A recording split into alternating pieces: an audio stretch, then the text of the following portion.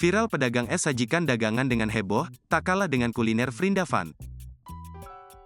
Aksi unik ditunjukkan oleh seorang pedagang es di kawasan perumahan Taman Lestari, Kota Jakarta hingga viral di TikTok. Tak kalah dengan para pedagang dari negara Vrindavan yang kerap jadi sorotan, penjajah es tersebut juga menunjukkan atraksi kala menyajikan barang jualannya. Videonya viral itu diunggah oleh akun TikTok @henryhuang78, Jumat, tanggal 26 Mei tahun 2023. Dalam video yang beredar terlihat seorang pria pedagang es cincau tengah menyiapkan pesanan para pembeli. Atraksi ditunjukkan oleh sang pedagang es saat memasukkan cincau ke dalam gelas es.